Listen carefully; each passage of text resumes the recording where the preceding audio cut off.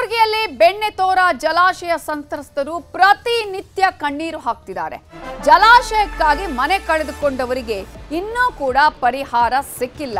ಈ ಕಡೆ ಪರಿಹಾರವೂ ಇಲ್ಲ, ಈ ಕಡೆ ನಿವೇಶನಗಳ ಹಕ್ಕುಪತ್ರವೂ ಇಲ್ಲ ಅನ್ನುವಂತಹ ಪರಿಸ್ಥಿತಿ ಕಲಬುರಗಿಯ ಬೆಣ್ಣೆತೋರ ಜಲಾಶಯ ಸಂತ್ರಸ್ತರದ್ದು. 25 ವರ್ಷ ಕಳೆದರೂ ಶೆಡ್ಗಳಲ್ಲೇ ಸಂತ್ರಸ್ತರು ವಾಸ ಮಾಡ್ತಿದ್ದಾರೆ.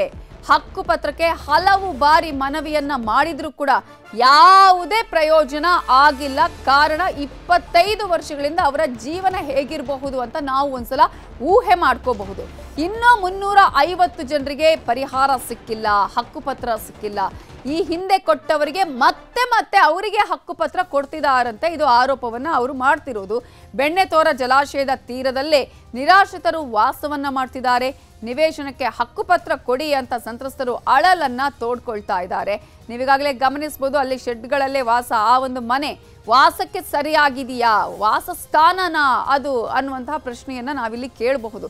ಆ ರೀತಿಯಾಗಿದೆ. ಅಲ್ಲಿ 25 ವರ್ಷಗಳಿಂದ ಅಲೆದಾಟ ಇನ್ನೂ ಕೂಡ ಕಡಿಮೆಯಾಗಿಲ್ಲ. ಹಕ್ಕುಪತ್ರವೂ ಇಲ್ಲ, ಪರಿಹಾರವೂ ಇಲ್ಲ. ಈಗಾಗಲೇ ಇದು ಕಲಬುರಗಿ ಗ್ರಾಮಾಂತರ ಶಾಸಕರ ಮಾತು. ಅಂದರೆ ನಾನಿರುವಂತಹ ಪ್ರದೇಶದಲ್ಲಿ ನಾನು ಕೊಟ್ಟಿದ್ದೀನಿ, ಎಲ್ರಿಗೂ ನಾನು ಜಲಾಶಯದವ್ರಿಗೆ ಭಾಗದಲ್ಲಿ ಇರುವಂಥವ್ರಿಗೆ ಕೊಟ್ಟಿದ್ದೀನಿ ಅಂತ ಹೇಳ್ತಿದ್ದಾರೆ.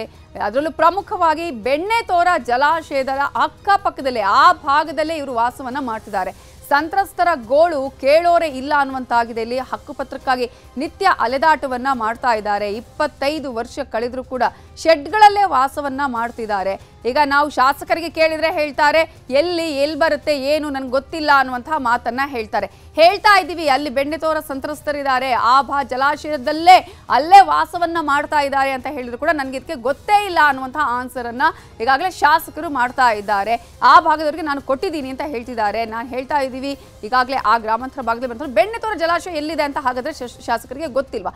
ಜಲಾಶಯದ ಅಕ್ಕಪಕ್ಕದಲ್ಲಿ ಇರುವಂತವರು ಅಲ್ಲೇ ಇದ್ದಾರೆ, ಆ ಜಲಾಶಯದ ದಡದಲ್ಲೇ ಇದ್ದಾರೆ ಅನ್ನುವಂತಹ ಮಾತನ್ನ ಕೂಡ ಹೇಳ್ತಾ ಇದ್ರು ಕೂಡ ನನಗೂ ಅದಕ್ಕೂ ಮಾಹಿತಿ ಇಲ್ಲ ಅನ್ನುವಂತಹ ವಿಚಾರವನ್ನ ಹೇಳ್ತಾರೆ.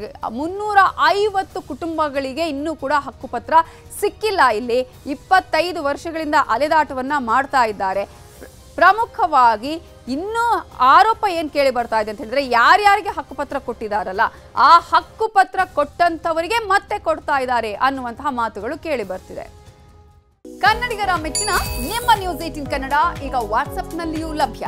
ಕರ್ನಾಟಕ ಮತ್ತು ದೇಶ ವಿದೇಶದ 360 ಡಿಗ್ರಿ ಸುದ್ದಿ ವಿವರವನ್ನ ನೀವು ನಿಮ್ಮ ಕೈ ಬೆರಳುಗಳಲ್ಲಿಯೇ ಪಡೆಯೋದಿಕ್ಕೆ ಈ QR ಕೋಡ್ ಅನ್ನ ಸ್ಕ್ಯಾನ್ ಮಾಡಿ. ನಮ್ಮ ಚಾನೆಲ್ ಅನ್ನ ಫಾಲೋ ಮಾಡಿ, ನೋಟಿಫಿಕೇಶನ್ ಆನ್ ಮಾಡಿ.